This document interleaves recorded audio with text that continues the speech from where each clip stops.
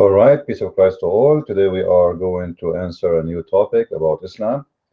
The Muslims' propaganda is very amazing, and for sure, the Muslims' propaganda work only if you are ignorant and a fool. I found a video which been seen by almost 3.5 million, even though it's made just in March 6th. In the beginning of this video, the Muslim they promoted, which means it was a paid ad, which means it was pushed to be in the front page of YouTube so they can get a lot of views. Now, the name of the video is 10 Lies You Were Told About Islam. So there's 10 lies you were told about Islam. What we will do in this video, we are going to expose that the 10 lies you were told about Islam is true. And the ones who made this video are nothing but liars. So let us see together how truthful Muslims are, and if you can really trust a Muslim after you watch this video. You know, the funny thing about Muslims, they assume that you are a person who is going to watch their video and you will never check if what they say is true or not. In my case, I assume that all of you are intelligent human beings, and you should not take even what I say to you for granted unless I show the proof or you find the proof yourself. If we start with the video, we will find the following. Number 10. Muslims hate the West. Online news publication Now the End Begins, which has over 150,000 followers, stated that all Muslim children are taught to hate the West. So this is supposedly is a lie. Well, you know what? The Quran is full of verses saying you Muslims cannot love anyone but Muslims. And I will show you an example so you can see how truly the person who made this video and whoever behind him, I think is an Iranian Shia, because he tried to praise the Iranian government and the Iranian regime. And this is telling me a lot about him. If you go to chapter 3 verse 28, it says that a Muslim man cannot take you as a friend unless, if a Muslim man he take you as a friend for real, he became an apostate. Read with me carefully. I'm just trying to save time so you guys you can read. All right, this is chapter 3 verse 28, and this is the official government website of the Kingdom of Jordan.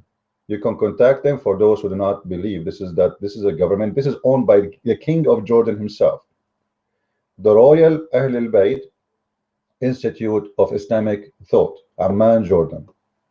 And all of us we know Amman, Jordan is run by the King of Jordan, who is supposedly, he claimed that he is himself from the family of Muhammad.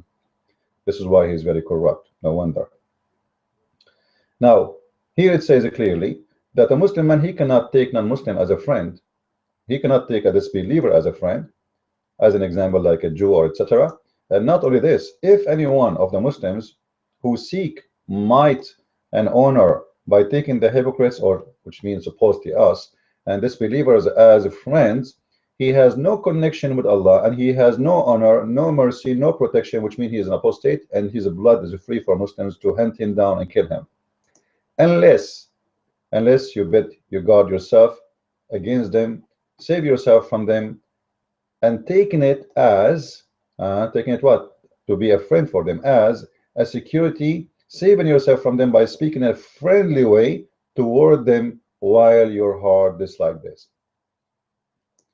And there is many documentaries, by the way. Even there is one is made by the BBC itself, and later the Muslims they sue the BBC and they force them to take it off from the internet. If somebody have it, please can post it under the video, and you can watch it. You will see how the sheikhs they are teaching kids and youth that the non-believers are our enemies, we should hate them, we should kill them, etc. Now it's in front of us, and this is the Quran. This guy is giving us a speech, but he could not show us where he got this from. You see, when I give you when I talk to you, I don't give you a speech, I'm showing you where I'm getting this from. But in the case of those people in the video, they try to make it, oh, this is a fabrication study The numbers are not accurate. Not all Muslims hate you. Like, come on, what do you mean not all Muslims hate us? It's not allowed in Islam even to have your father and your brother. If we go to chapter 9, verse number 23. All right, even your brother from your blood. Imagine a brother, you have him from your blood. I'm not talking about now somebody is from France and he is from Iran. I'm not talking about someone who live in Japan and you live in Syria. I'm talking about someone, he is from your family, a family member. You cannot love a family member, a brother, or even a father if he is a disbeliever. O who you believe, choose not your father nor your brothers. And for sure, he'd explain to you, even those who Mecca, for sure, this is in the time of Muhammad in Mecca, right? But this goes for everybody. At that time, it was people in Mecca, but doesn't matter. People who are Muslims are not allowed to have a friendship, good relationship, and love those who they are not Muslims, even if they are their father and their brother. For what reason? If they choose disbelieve instead of believe. So what is the reason for hating them? They choose disbelieve over believe. And this is showing us that this is the case. It's not about people of Mecca. It's about anyone you choose that disbelieve. What is the reason? The reason is exists today. So the verse will go for you. If you are my brother from my family, you are born from the same mother, the same father we have, but I am a believer, you are a disbeliever, I'm not allowed as a Muslim to take you as a friend. Even as a friend.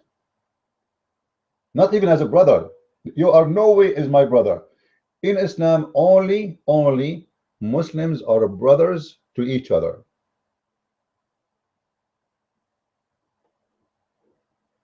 All right? If you are not a Muslim, you are not a brother. And you cannot be a brother for non-Muslim. You know, in order to be my brother, it doesn't matter if you are from, let us say, from Dagestan in Russia or the Soviet Union before, and you are from different nation, different ethnic, no problem. You are my brother in the religion, and you are not my brother even if you are from my mother. Even if we share the same family, we have the same parents, that will not be reason for me to take you as a friend or to be close to you, for it is forbidden. So when this guy with his lies, he says to us, in Islam, this is not true that Muslims, they hate non-Muslims.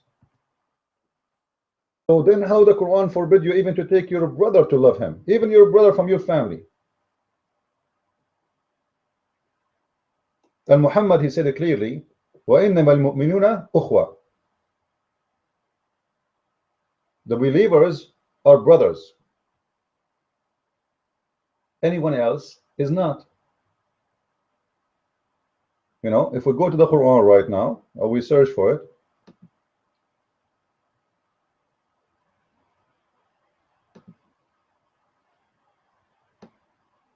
in the front of your eyes,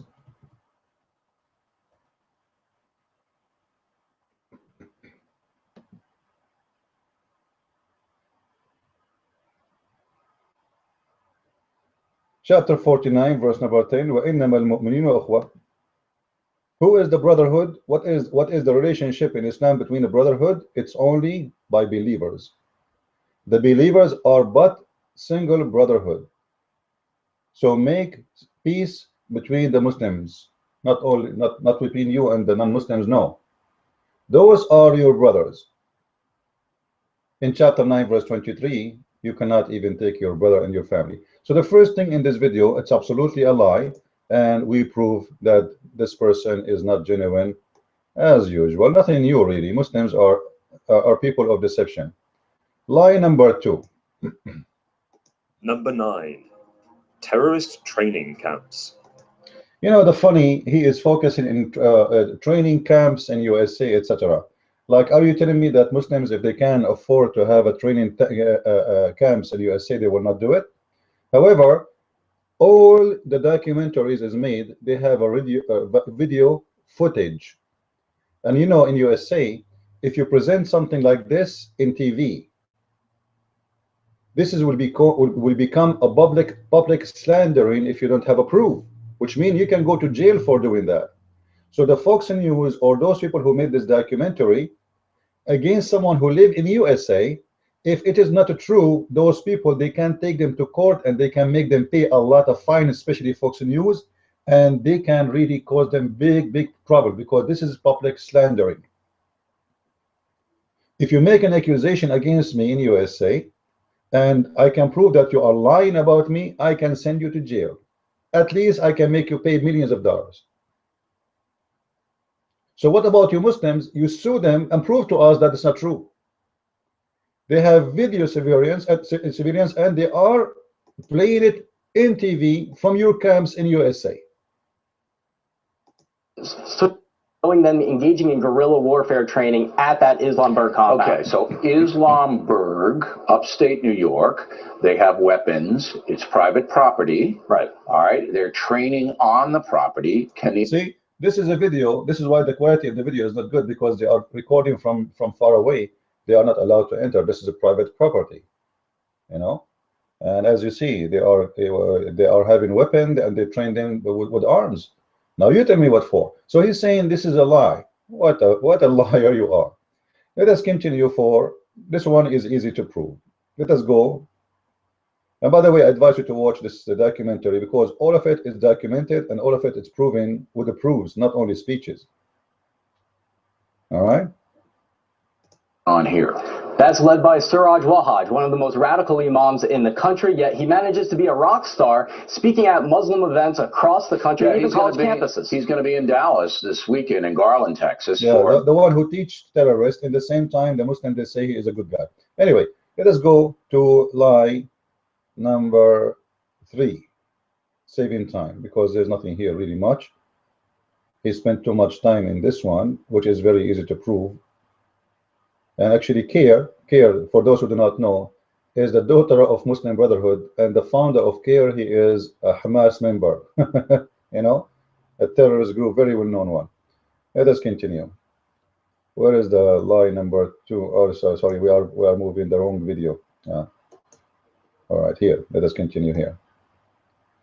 So where is the lie number 3? Here we go. Number 8, no-go zones. No-go zone. So he want to say to you, in Europe, really, we don't have no-go zone. But let us say for the sake of argument, this is not true. It's very well known that if you go in a Muslim area dominated by Muslims, they will treat you like garbage. And if you ever have a problem there, they will beat the hell of you. Now, is the no-go zone is something allowed in Islam? Absolutely. Not only allowed, it is an order by Allah to establish a no-go zone for the unbelievers or unclean.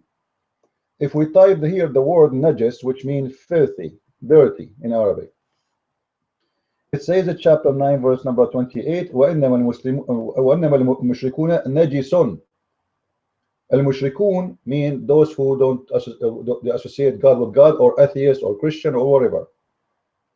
They are najis, which means they are filthy. All Muslim translation you try, they will say to you that the unbelievers, they are najis, which means they are unclean. All right, they are unclean. You can change any translation you want. You want to go to Biktal, you can go to anyone you want. All right, the fact the word unclean here is not accurate. The word should be filthy, like you are a person coming from the sewage. So what if you are unclean, which means you are not a believer? You are not allowed to no-go zone. If you go in the no-go zone, you will be slaughtered and you will be killed. As simple as that. For this is a holy ground for only clean people. Non-Muslims are filthy, and if they enter this ground, we kill them. So this is the no-go zone. What do you mean you have no-go zone in Islam? Islam is the first religion to practice no-go zone. Actually, you go right now and search for Muslims only highway. Oh, I'm typing in Arabic, sorry. Let me fix that. Muslims only. Just type Muslims only Saudi Arabia, and you click at images. Do you see it? The no-go zone. It's a practice officially and legally in every street in Saudi Arabia. All the areas around Mecca and Al-Medina, you will see a sign like this. It says non-Muslims, Muslims. So what will happen if you enter the road of the Muslims, which is in a green? You see that the one in non-Muslims is in red. Your blood will be shed here. The one here is a green piece. Don't worry. So what happened if somebody took the wrong exit? They will slaughter you. For you enter a holy ground land and you are a filthy creature. So you see how we expose the liars? No-go zone, huh? You don't have no-go zone. You are the first one who ever in the history who create no-go zone before the white people who did it in Africa. Islam is the religion of racism and hate. And as long as we are talking about hate, Islam does not teach hate for non-believers. You know what? Isn't it in the Quran it says, I will spread hate and enmity between the Christians specifically?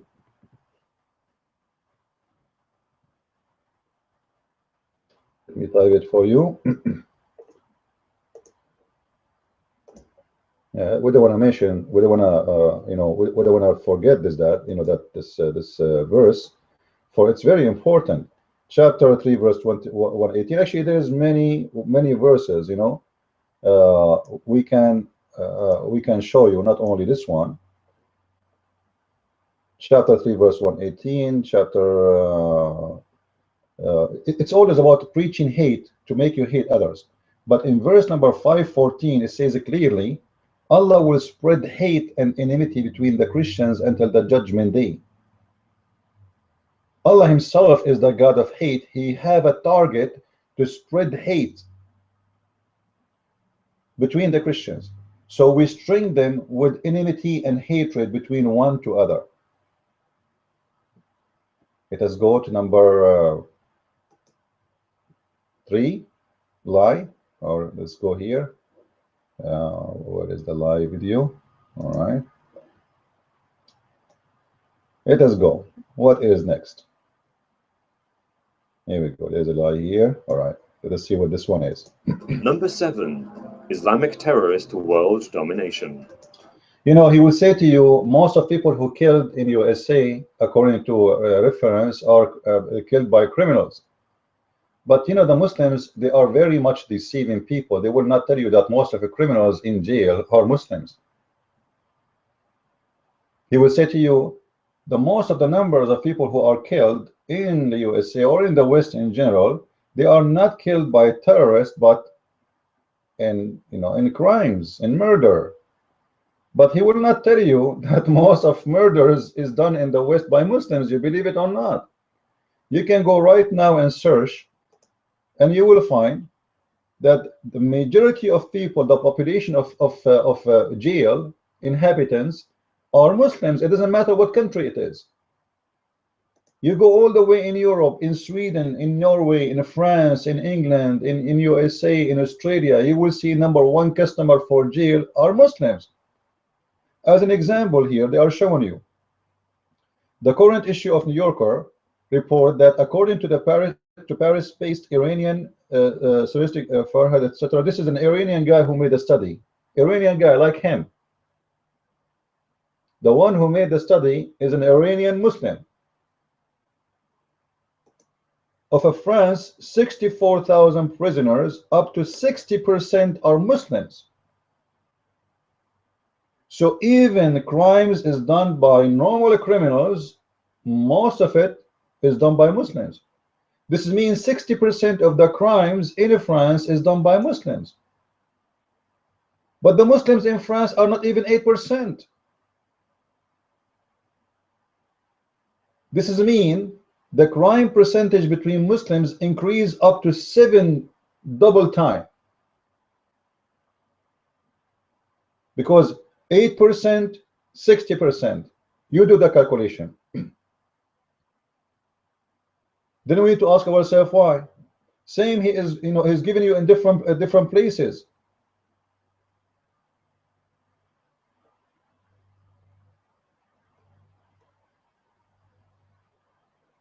There is 9% in USA are prisoners, but Muslims in USA is not even 1%.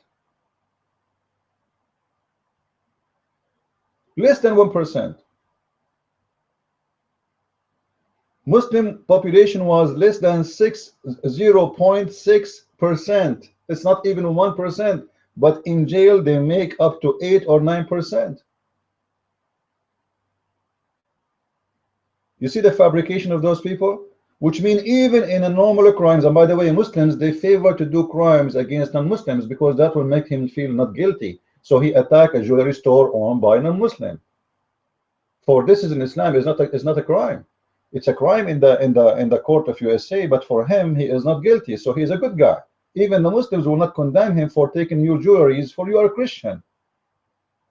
If a Muslim he rob a Christian or a Jew or an atheist, he is not guilty, for he is not committing any crime, for simply this is allowed in Islam and he have no guilt with it. And there is tons of research. You can go and search about every country of your choice. You will find that #1 customers for jail are Muslims. I'm not making those things up. And this is then as this religion for sure increase violence and teach violence, because why it's not happening between atheists. What the difference between someone is an atheist and someone is a Muslim? Someone is a Christian and someone is a Muslim. Someone is a Buddha. What about the Buddha? Why they don't present in France, or in USA? Almost the Buddhas in USA is almost the equal number of Muslims, but still we don't have the number. There is no way we can compare. We cannot compare. So the deception is amazing when Muslims they speak, because they assume that you are not really going to think deep about what they say. You will just let it go, and then you will believe it. And they pay a lot for this advertising. And the Muslim, the good thing about Muslims, by the way, which sadly, Christian, Jews, atheists, they don't have that. Muslims, they support each other like crazy. You see, in order to reach out 3,400,000 in a month or two, or etc., that need a lot of support. It's just a normal video. It's just a stupid video full of lies. But how the video will go up to that like measure of view? Because Muslims, they support their religion. Christian, they don't. Like, I make a video, let us see how many Christians will copy it and download it and spread around. Very few, 5, 6 people out of 1,000 they watch it. Most of the Christians, they just let it go. They are not active. Muslims, they active, even though they are following the devil.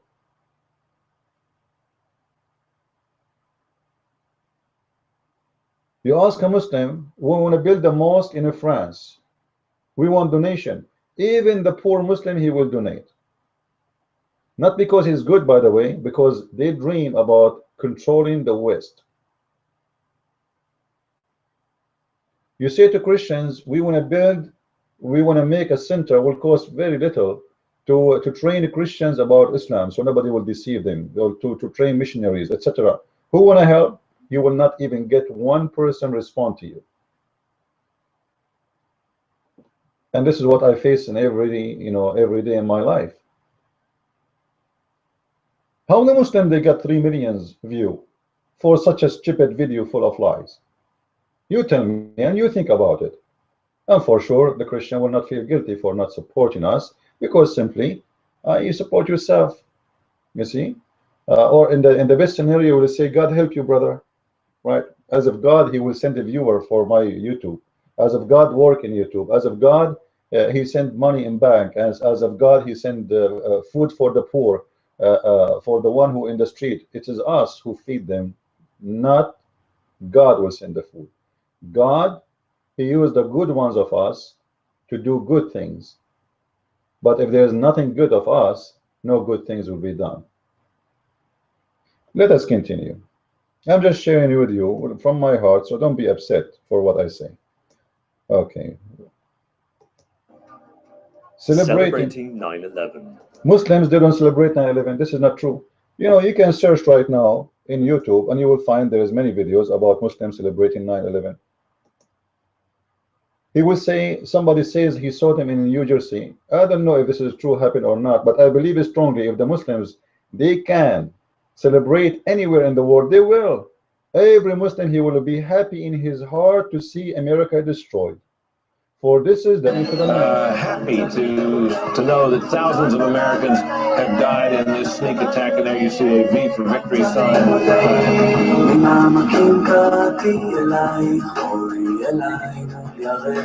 They are happy to see, and people, they you know, in 9/11, I remember, you know, I have many relatives and people in the Middle East. They told me that the sweet disappear from the market. You know what disappear mean? All kind of sweets, all kind of candies disappear from the market, for everybody is buying and spread it for free in the street. Everybody is happy, everybody is dancing. Very atmosphere, the V sign for victory being displayed in East Jerusalem today among jubilant Palestinians that the United States have been subject to this attack. What are we to make of that, Jennifer? Are we Yasser Arafat may issue this condemnation? Look at this. We're seeing people applauding, clapping, smiling, happy to know that thousands of Americans have died in this sneak attack, and there you see a V. So is that an Islamic behavior, or this is a Buddha behavior? We will not see one Buddha person who was celebrating 9/11. Even people in Vietnam, you know, Vietnam, we have a war with them. We did not see one person from Vietnam is dancing in the street for very shameful act to do. You know, when we hear about Muslims getting killed in Iraq or etc., we don't dance in the street. When there's more than 5,000–6,000 people, they die in the Hajj under the feet of each other. Do you see Christians or Jews dancing in the street? Do you see any people making parties celebrating this? If you ever see that, those people are sick, and this is not ethical. But you know what? Everything in Islam is not ethical. What is in Islam is ethical? Nothing. You will be a fool to believe for a second that Islam has something ethical. Let us continue with lie number 5. Here we go. ISIS represents Islam. Oh, this is a lie? He will say to you, the fact ISIS, most of those who they killed Muslims. Father Douglas Al-Bazi, a Catholic parish priest in Erbil, Iraq, stated that anyone who still thinks ISIS doesn't represent Islam, no, they are wrong. ISIS represents Islam 100%. In reality, ISIS is not just un-Islamic, it is anti-Islamic. Really? You know, when this guy, he says to you that ISIS, they killed a lot of Muslims, this is true and false at the same time. Why? Because ISIS, they kill Shia, and Shia are not Muslims for the Muslim Sunni. Every Sunni consider the Shia not Muslims, and every Shia consider the Sunni not Muslims, which mean both they believe it's okay to kill each other. And this is the nature of Islam. So if ISIS is fighting Shia, not because Shia are the first target, but because they are trying to control a land is owned by the Shia. But if somebody else in their way, like the Kurdish, they don't believe in Islam. Most of them, they are atheists. the Muslim Sunni, the same for them. Those Kurdish are not Muslims because they don't believe in Allah no more. If they, whoever is in their way, they will fight him because those are not Muslims. Actually, and even if you are a Muslim from different sect, you don't believe that the Khalifa is a Khalifa, they will kill you. But this is the nature of Islam. You see, the Quran says clearly that you can and you should fight even Muslims to avoid fitna. This is the teaching of Islam. What fitna mean? Problems. So let us say there's two kinds of Muslims, they have a problem.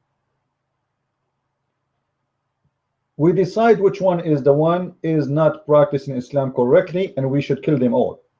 Chapter 2, verse number 193. You can read any translation of your choice.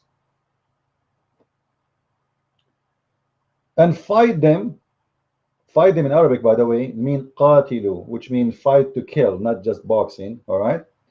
Fight them until there is no more tumult or problems or oppression, and there prevail justice and faith of Allah. So what is the prevail? The faith of Allah. But if they cease, let there no hostility except those who practice oppression. By the way, the translation is very false and very funny. What the verse here is saying, that fight them until there is no fitna, there is no problems. Those groups who cause problems, they are not practicing Islam, etc. Then we have to fight them until they stop doing what they are doing. So it's a duty in Islam. Here they are talking about persecution. What persecution? What persecution? Muslims are the one who persecute everybody. Let me show you a different verse, just to show you how they lie in their translation. Chapter 8, verse number 39. This one will be more clear. Look at this. In here, actually, it's hold on. So the unbelievers of now, this, etc., the unbelief, etc., etc., etc., and fight them until there is no oppression. The same thing, right? But in fact, that of those people, they practice the salah and they practice the belief, then stop fighting them. So what is the oppression? The oppression that those people, they don't want to practice Islam. Let me see.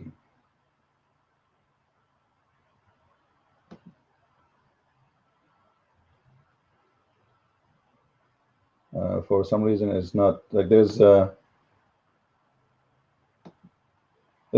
many examples of the Muslims.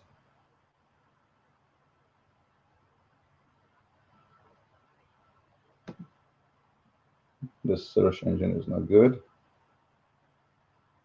Here, here Islam actually describe what in chapter 2, verse 193, what the fitna is about. Let us see what this verse here. And fight them until there is no oppression, and there prevail justice and faith of Allah. If you read the few verses actually before it and few verses after it, you will see if those people, they practice Islam, if those people, they follow the true Islam, then there is no fitna. Fitna is something happening between Muslims, not between you and non-Muslims. So if you are a Muslim and there's one of the groups of the Muslims are not practicing the correct Islam, it's a duty for a Muslim to fight those groups. So this is a very nature of Islam, to fight those who don't practice Islam correctly. There is tons of verses, you can read, like, let us say, I'm trying just to remember which one is good one to give as an example.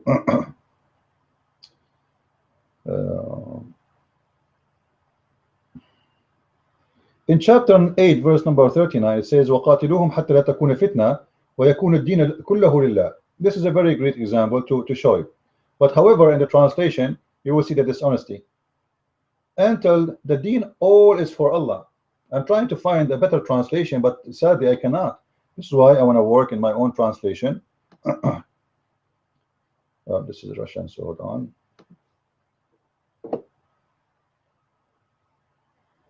I'm trying just to find one honest translation.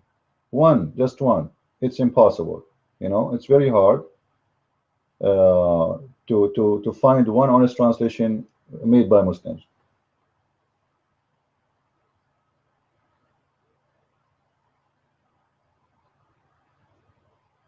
Yeah, for honesty is a rare currency in Islam.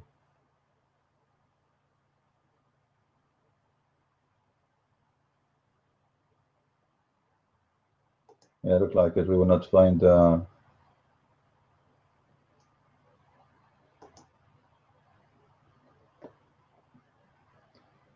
Maybe this one will be better. Let's see. And fight them until there is no more fitna. What is fitna? Look here. Look here how the translation changed. Finally, we find something to expose them. Fitna is disbelief and worshipping other along than Allah. So fitna is not you are causing a problem. Fitna is you don't want to practice Islam. This is what fitna. This is the reason for them to fight you. So if the Kurdish, they don't want to, the women, they don't want to wear hijab, this is fitna. If they don't want to pray to Allah, this is fitna, even though they are Muslims by name. So fitna is not what they are saying. They are saying in the other translation, it's oppression. What oppression? Who is the one oppression? Who? What oppression? All what they are saying here simply, we fight them until they practice the correct Islam, or we kill them. And that's mean any Muslim group have the right to fight other group under the law of Islam. For you know what, I can say, I can accuse you in a second that you are not practicing the real Islam. This is why we see Al-Qaeda is fighting ISIS too, and ISIS is fighting Al-Qaeda, and the Muslim Brotherhood is fighting in the side of Al-Qaeda against ISIS, because they are more close. For Al-Qaeda originally was a branch of the Muslim Brotherhood. Even Osama bin Laden himself was a Muslim Brotherhood member, and Al-Zawahiri right now, the president of the leader of Al-Qaeda, he was an ex-president, Muslim Brotherhood member. So any group in Islam disagree with the other group, legally they can kill them. But this is the nature of Islam. Don't tell me because ISIS are killing Muslims that will make them not Islamic. Actually, they are very Islamic, for they are practicing the verse in the front of you. Fight them until there is no faith but Allah. Shia are not Muslims for the Muslim Sunni, and they are not practicing the true faith of Islam, so we can kill them according to Islam. Same with the Shia believe that Sunni are lost. They are not even Muslims, they are kuffar, and their blood is for free. And this is why we see that the two forces are fighting each other and eating the blood of each other with no mercy. For this is Islam. Let us continue. What else? Okay, lie what? Muslims support violence. He wanna prove to us that Muslims don't support violence. Actually, I answered about this already when I spoke about the jail. Muslims support violence. The Center for Security Policy, a US think tank known for engaging in conspiracy theories, claimed that 25% of Muslim Americans support violence against other Americans. Donald Trump subsequently used this. Anyway, we answered this already. There's no need for. We showed you that number one, people in jail, not only in Islam, support violence. We showed you that in Islam, even you can hate your own family, and you should fight any group, Muslim group, if they are not practicing Islam correctly. Actually, if we go to the Hadith, you will see. Let us see here. Let us open different.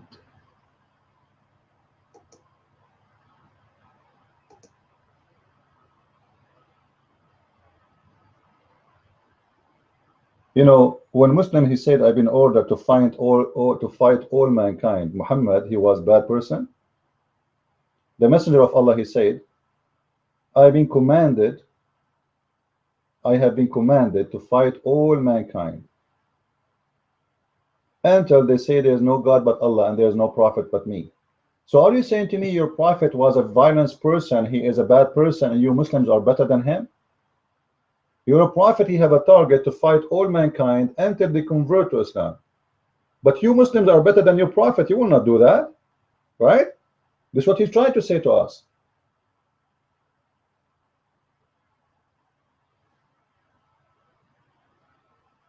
The best of the Muslims, what is required from a Muslim to be a good Muslim?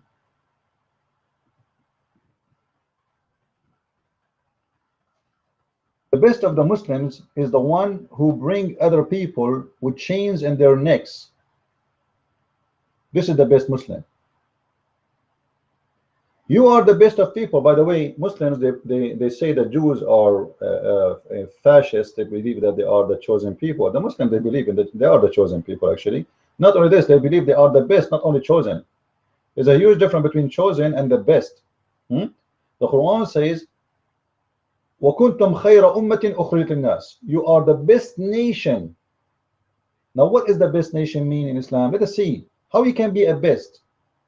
What is going to make Muslims really the best nation? Like, what exactly an act they need to do to reach that point to be the best? He says, explaining chapter 3 verse 110, the best for mankind are those who bring them with chains around their necks. What? This is what will make you the best until they embrace Islam. This is what will make a Muslim the best Muslim. Is not creating or discovering electricity or a computer machine or making a car or making an airplane or making a phone for you. No, the best to make you a great Muslim and to make Muslims a great nation is to fight you by using violence, putting chain around your neck and bring you into Islam and force you to embrace Islam. But yet this Abdul, he is trying to say to us in Islam, this is not true. We don't support violence when the whole life of Muhammad is about violence. You know, when Muhammad, he said, I will not allow two religions in Jazirat al-Arab, which means the Arabian Peninsula.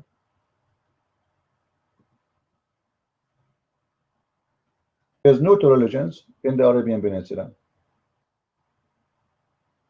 How Muhammad will accomplish that? By peace or by war? Imagine I say now, I will not allow two religions in USA except Christianity. How I can do that? The Muslim will not agree, the Jews will not agree, the atheists will not agree, the Buddhists will not agree, everybody will disagree. How I can accomplish such a thing? To make only one religion exist in one land. The only way is I kill everybody who say no.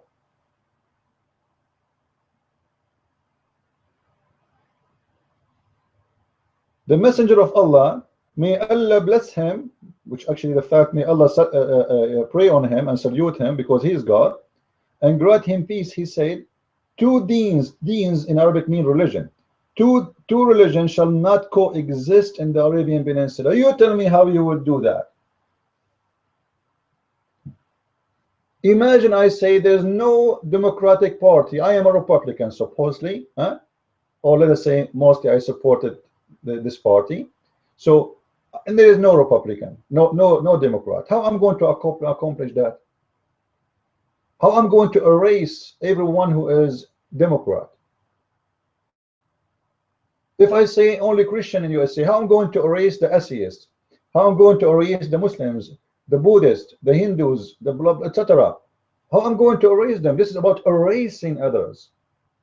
Nobody want to leave his religion, and it's not going to be easy to convert them. How Muhammad will accomplish this? By fighting them and killing them or expelling them from the country. And here we go, you see it.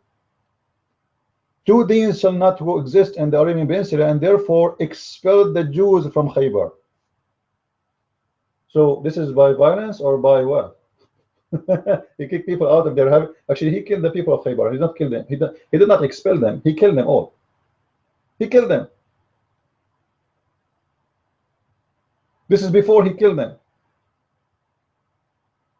He slaughtered every Jew.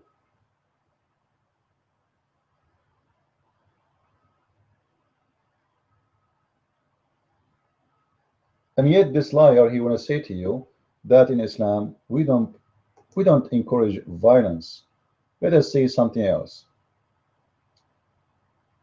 What else? Lie number what? In response to the vastly incorrect claims, Yeah. Let us see. Okay, lie number 2, Muslim women are oppressed. Oh, please. Oh, really, please. Guys, there is no way. Muslim women are not oppressed. And he would say he would say at the end of his claim that the best example of women are not oppressed is women in Iran.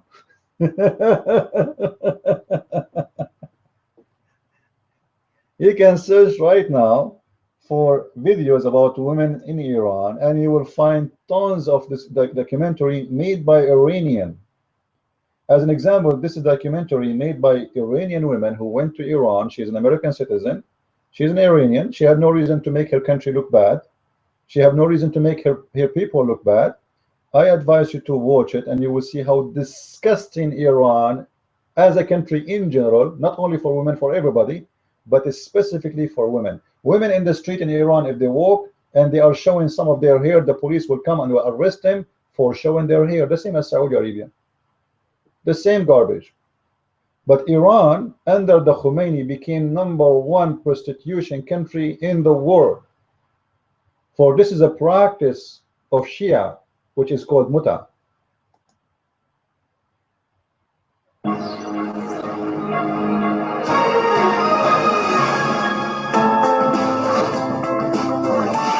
To man. How far? As far as you want. That's not enough. I won't come back if you're going to be that way. Women longing for a brighter future for their children.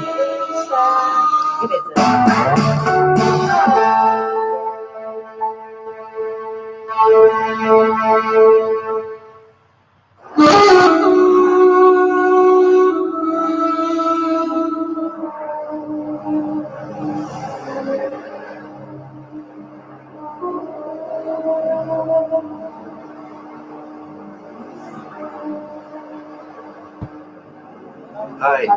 I haven't seen you in a while. Where are you headed? How much? I need $5 or $6. Do you think I'm rich? Like a mullah?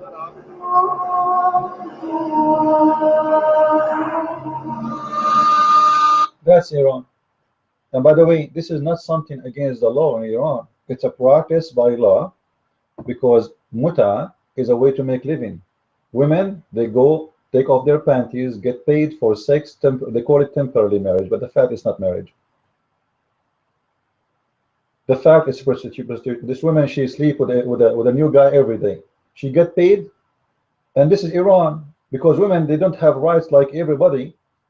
I can show you how they hang people in Iran. Women in Iran, they are hanged on the street.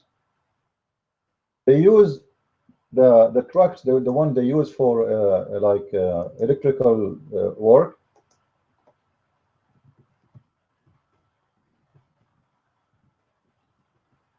They hang them in the middle of the street. I'm not going to show you the videos, but you can search them. They hang them. This is Iran. Or stoning to death. That is Iran. Or beating them. This is Iran. And they say to us that women in Iran, he give us the best example of women in the Middle East. He gave Iran. Imagine.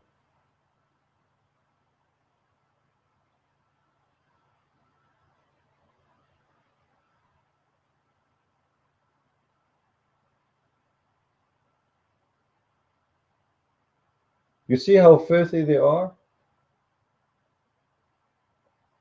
How much lies they have? But all of this is done because those people, they assume that you will not search. And by the way, I don't want to forget to mention that women not only in Iran, in Islamic countries, she have half of the man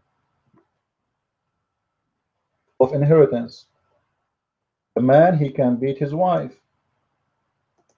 The man, he can beat his wife. Let's see. Is that an oppression?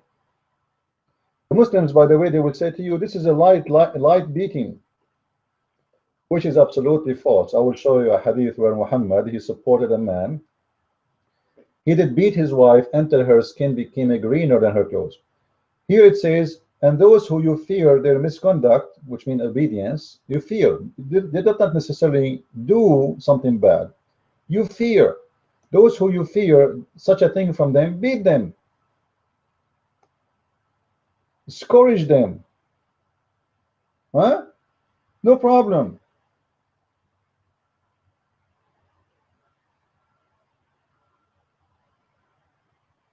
As for those whom you fear rebellion, admonish them and punish them in the bed apart and scourge them. And if they obey you, seek no way against them. So the way to make your wife obedience in Islam is to jail her in her bedroom, to jail her. You know, the word here is about abandoning them in the beds. It's about you jail them. It's not about I don't have sex with them, by the way. You jail them as if they are goats. So they are not listening to you. Let us say, by the way, it's not about being disobedience. Like you say to your wife, get me some tea. You don't like the way she said, okay, I will do it for you. You know, you don't like the way she said that. That is a reason for you to fear that she is going to be a rebellion against you. It's a sign of not being fully obedient, a slave. So what we do, we jail them in their rooms or we beat the hell of them. And then when they obey us, that's it. She became the servant, the obedient servant. And he will say to us, there is no oppression in Islam. In Islam, there is no witnesses for a Muslim woman in the case of a crime.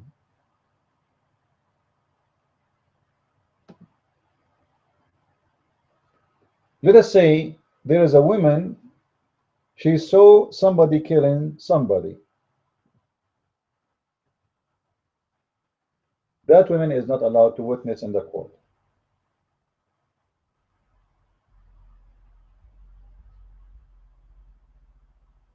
And if there is 1 million women, still they are not, you know, are not allowed to witness in the court.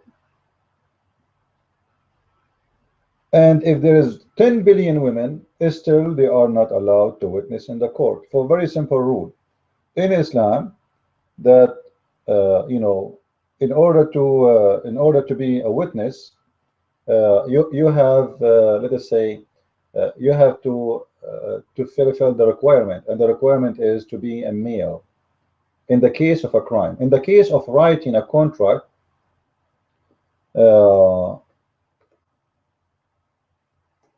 only in the case of writing of a contract, like let us say we have somebody want to borrow money from somebody. All right, let's go here.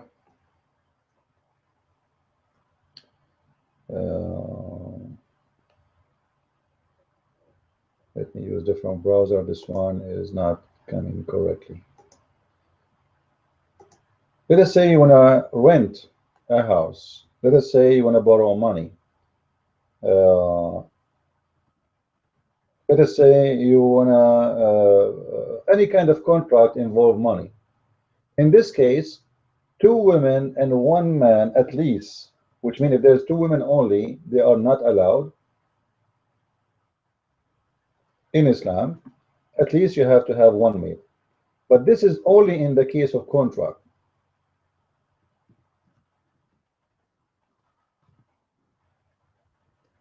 In the case of murder, women are not allowed to witness in the court, period. For a very simple reason, they are not smart, they are not intelligent, and they are not trustworthy. Women in Islam is considered as a devil. She is a bad person, and she is not equal to the man, and she cannot be someone to trust in a case of a murder. So let us say there's 50 million women, 50, not 5 million. Let us say there's 1 billion human being, they are females. That is not enough for women to be a witness in Islamic court. For simply the Quran forbid that from happening, and it's not allowed. You know, some Muslims, they give you an excuse. They say to you, as an example, about chapter of Al-Baqarah, verse number 282, that the reason for that, you know, because women, they have their period. Oh, really? What the period have this to do with this? The women, when they have their period, they say, they're just trying to give an excuse. When women, they have period, those women, they might do something wrong because they are emotional. This is why you know, we don't allow them to be witnesses. Okay, you know what? What about you ask them to come to witness when they are not having their period? Does that work? Let me go, if I go directly to the verse, because the browser here is not opening it. I will try to go here. That would be better, maybe.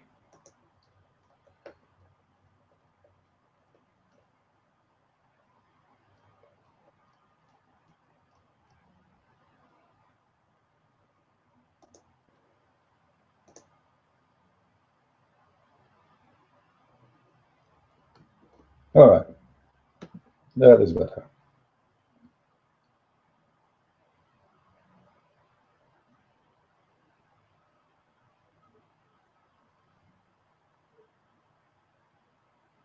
So here it says clearly, in the case of writing of a contract, you can have two women and one man at least to witness for contract.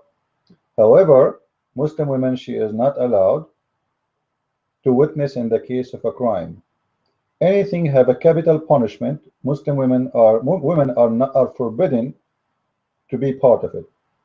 And here it says, two witnesses amongst you, from among you free, and other condition, by the way. If those women are slaves or the man is a slave, he is not allowed to witness. You cannot make a slave witness for anything. Only free men and free women, they can witness.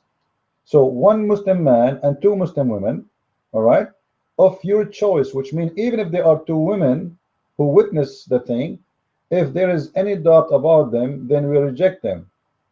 So the man is not the case. Any man, he's okay. Two women, we have to examine if they are accepted. So there's conditions again against the women to be even a witness in the court in the case of contract. Of such a ye approve as a witness, which means if you approve them as a witness, then they can be a witness. From among the people, we have a witnesses, etc., etc., and then you will see here.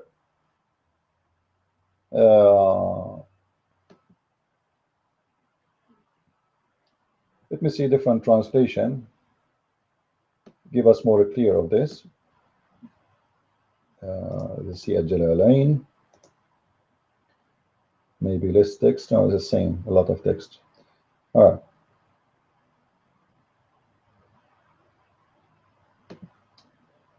Let us see.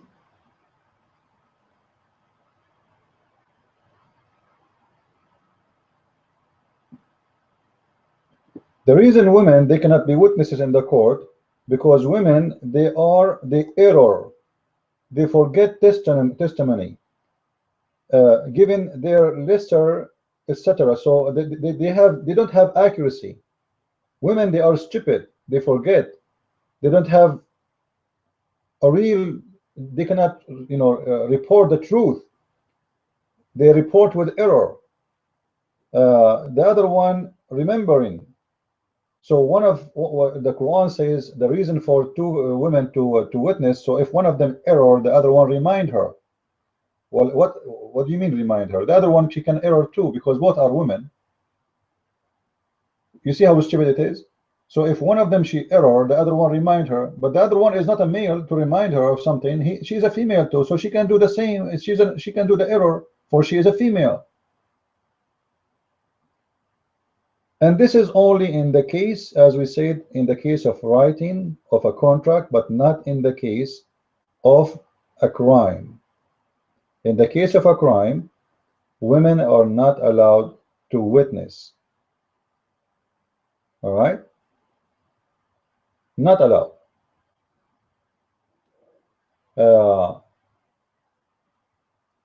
There's a book, it's called Kitab al-Hudud, you know, it's have a section about that. It says clearly that it doesn't matter how many women there are exist in the let us say in the crime scene, all those women, they are not allowed to witness. And the reason, women are not accepted in Islam, as the Quran say, to witness for a crime.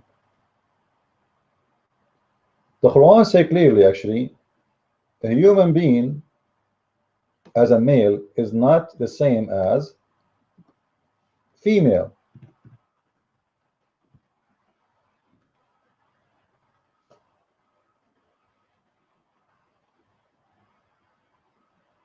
وَلَيْسَ الذَّكَرُ كَالْأُنْثَى, and the male is not the same as the female.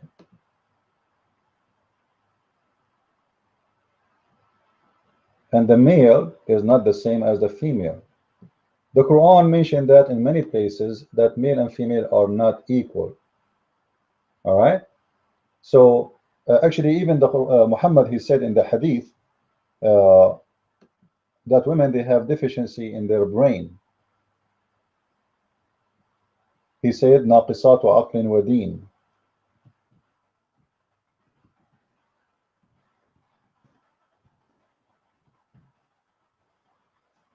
Sorry, here we did not delete the old text.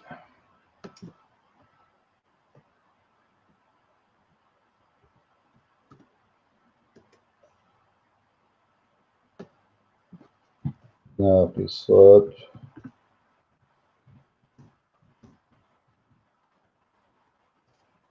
Here we go.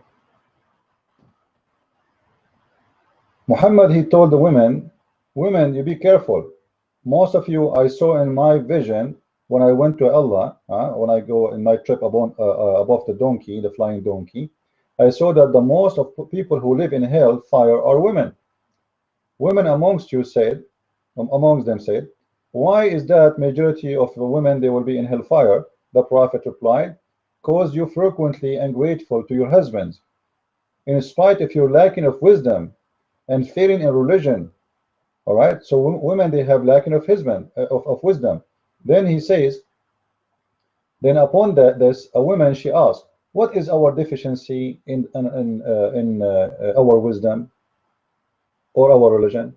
What is our deficiency? Muhammad, he gave the answer.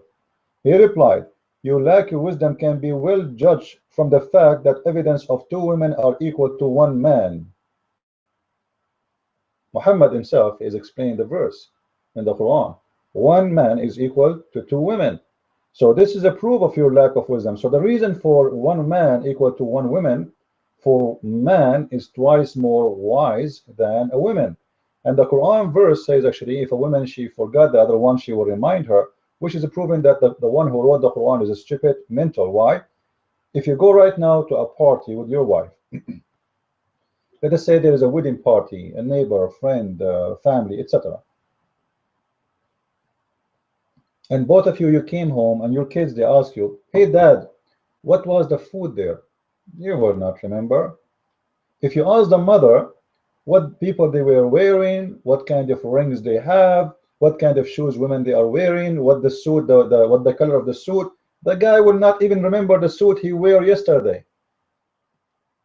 Women, they remember details. So what do you mean women, they will not remember, and men, they will remember? It is the opposite.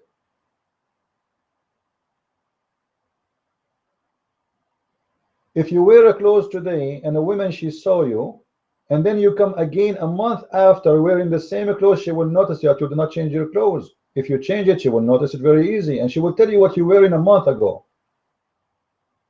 In the case of man, mostly they don't even remember what the food they ate in their lunch. So obviously, the discrimination is so big and so huge. Even in the heaven of Islam, women, they have no rights. They are just sex slaves. The man, he will get everything. The woman herself is going to be a rewarded gift to the man. What is the reward for the woman? Nothing. One of the funny promises Muhammad he made for women in the heaven of Islam, just to fool the women, he said to them, in the heaven of Allah, you women, you will be 70 or 72 times more pretty.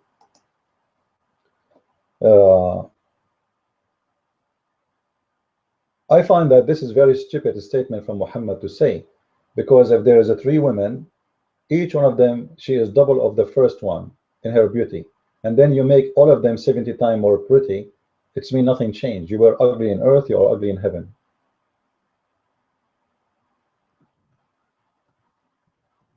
If you have 2 women and one of them, she is twice more pretty than the first woman, and then you made both 70 times more beauty, what the change? Zero. Nothing changed, because now she is, the other woman, she is 140 times more pretty and you are 70 times more pretty. For already she was twice more pretty than you.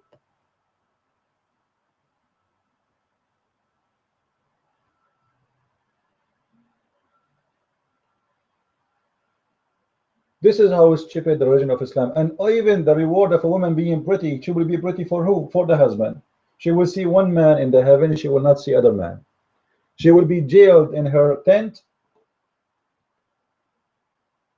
for eternity.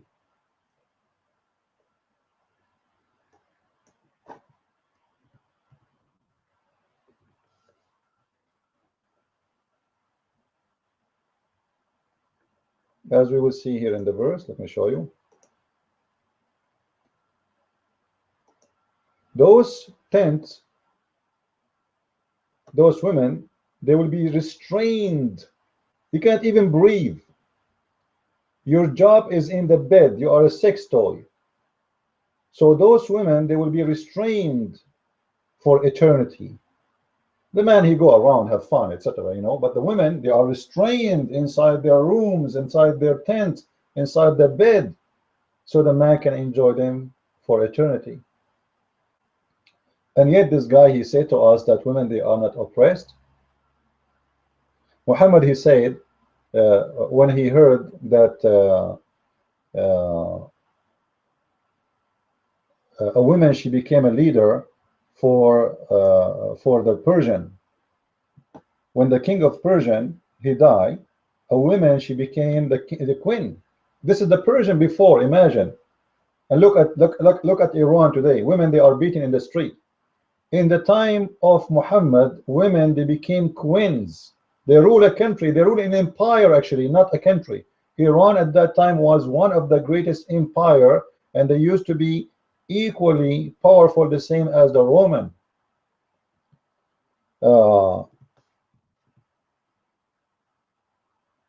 Muhammad, he said, there's no nation will prevail if their leader is a woman. Let's see the hadith. Let's see here. Here we go.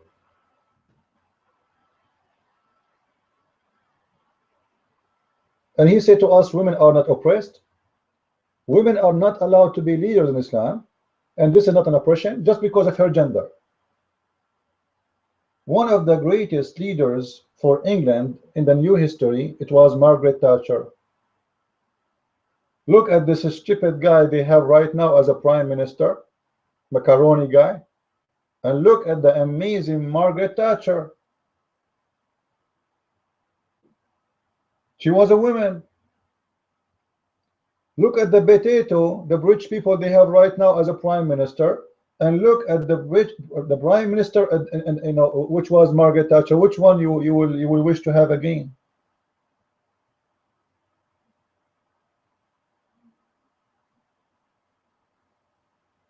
If you go and read before Islam, you will see how many queens they ruled Egypt, Syria, Persia, everywhere.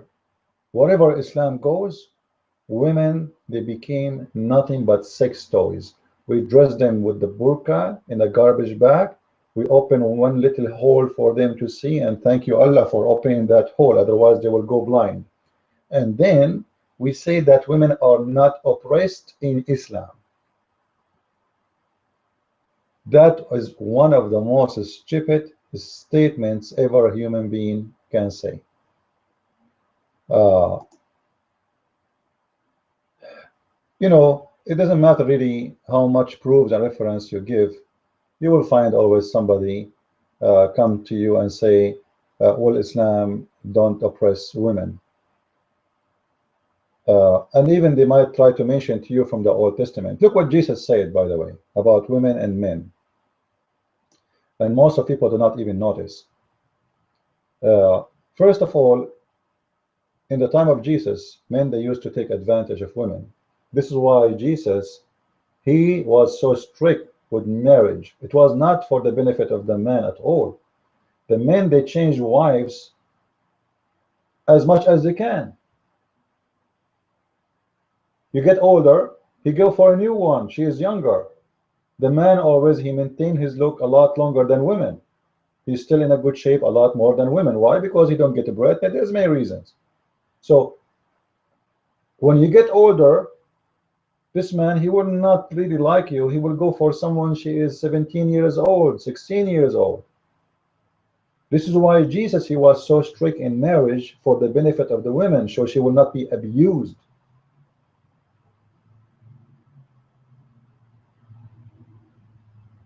This is why he made a marriage between one man and one woman to be equally in their rights. Someone will say to you, well, the Bible says that the man is the head of the house. Well, read the rest and you will see that the man, he should sacrifice himself for his wife the same as the Messiah sacrificed himself to the church, which means the Messiah, he made the women equal to the church.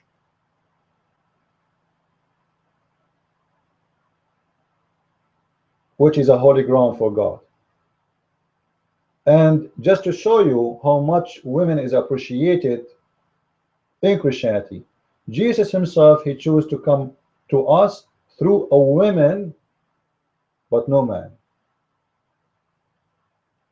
He was born of a woman, and that broke all the old traditions of people thinking women, they are dirty, women, etc., women, blah, blah, blah, women, they have menstruation, women, women, women.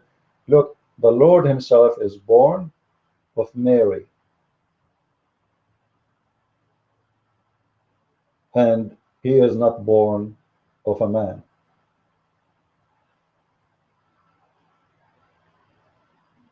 So the teaching of the Messiah was revolution, like a revolution to free the women. Even when the Jews, they ask him, what about in the heaven? Like, you know, if the wife of my brother, she die, I'm going to have her, like, you know, they think of the women as a property of inheritance. Look what Jesus said to them. He and she will not get married. They will be the same as angels in heaven. He and she equally will be equal to angels, same as angels. He didn't say he will be an angel and she will be his servant. He didn't say he will be the master and she will be in the tent for sex for him. He said he and she will be the same as angels, equally, with no question who is better.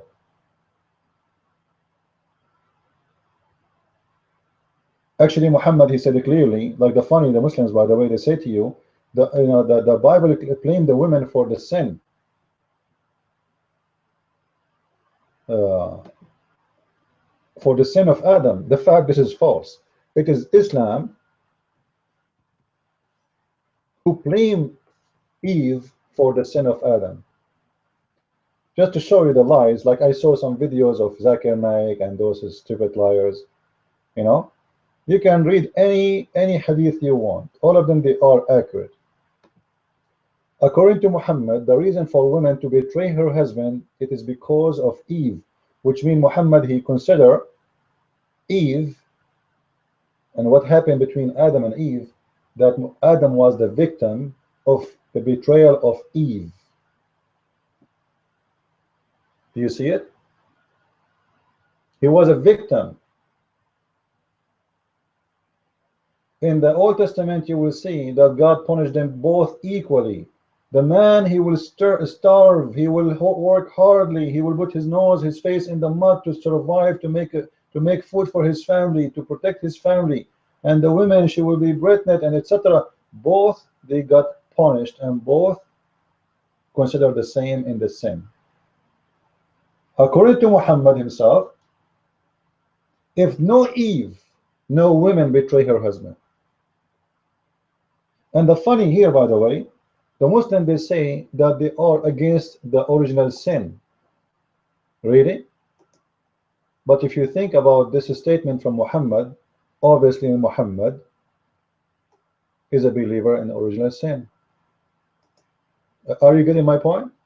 Because he is getting back in the sin of women to who? To Eve. This is mean the sin of Eve is the reason for every sin of women today. For us as a Christians, we believe the sin of Adam is the reason for us to be sinners today. We don't say Eve. According to Muhammad, if no Eve, no women sinner today. The betrayal here is about being unlawful, untruthful, and good, bad women. So the first bad woman was Eve, and men are, the husbands are the victims.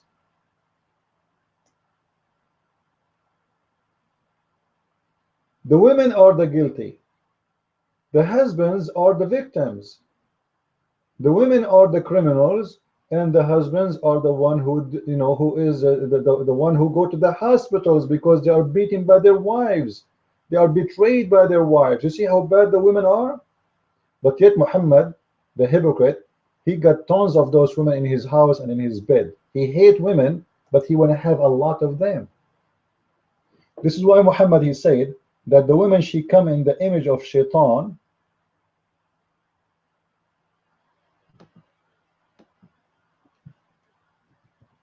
and she live in the image of Shaitan, which means image of Satan.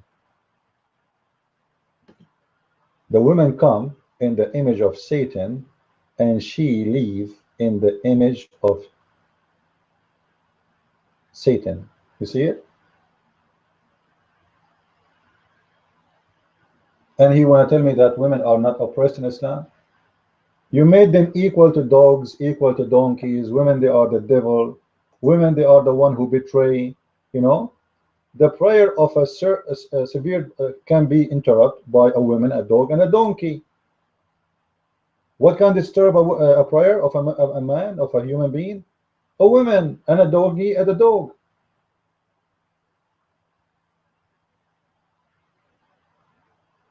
And yet Abdul want to say to us that we Muslims, you know, we don't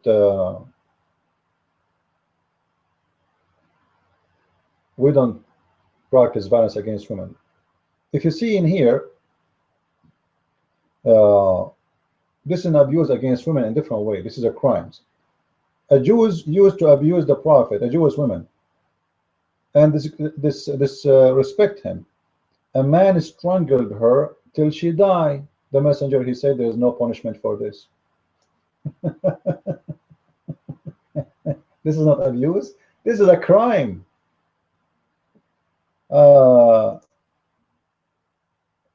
Those are, yeah, this is about violence here. Muhammad is burning, Muhammad burning people, Ali burning people. Ali burned people for leaving Islam, as you see here in front of you. He burned them alive. ISIS, they are not burning people for what? When ISIS, they are burning people for what reason? Because Muslims before them, they burn people. Khalid ibn Walid, the cousin of Muhammad, one of the most close to, family members to Muhammad, he killed the Muslims and he made him barbecue and he drank his soup.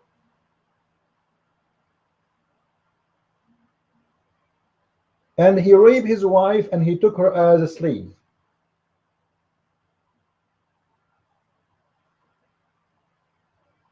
Actually, there's a video I played before, if you guys remember it, about this issue.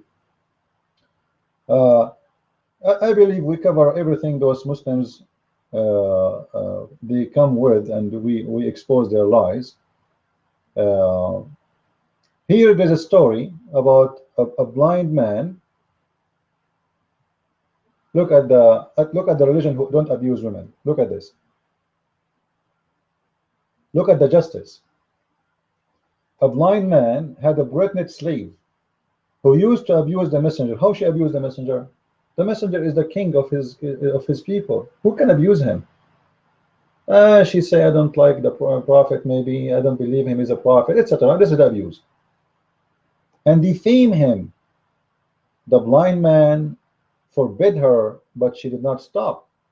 One night she began to slander the prophet.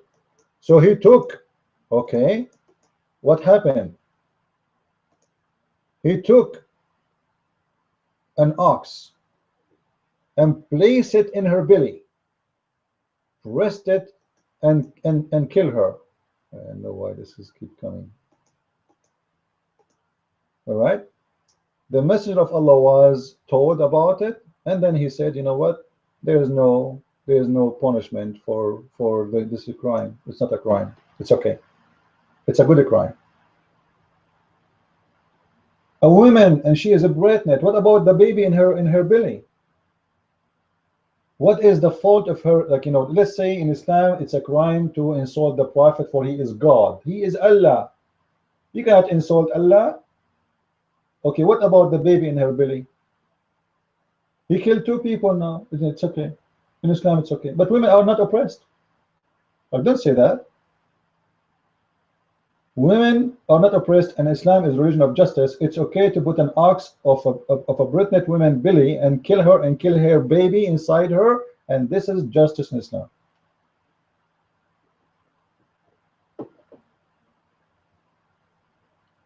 I hope that we gave you enough reasons to believe strongly with the proofs and reference. You know what? We don't do what Muslims do. We prove things with the reference in the front of your eyes. If you want to learn more, please don't forget, you can read my books, The Deception of Allah. You can get from Amazon, and Quran and Science in Depth.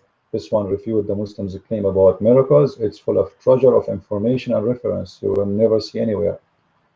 And then we have our new book, actually, which is Quran and Science, The Secret of the Arabian Prophet in French.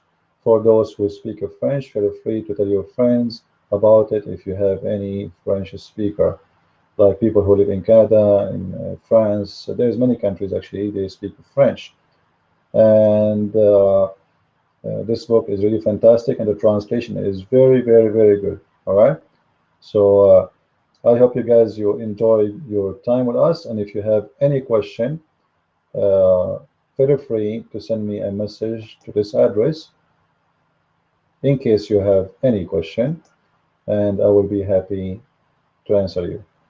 Until I see you again, I say God bless, Christ is Lord, Islam is false, and I mean to that. Thank you.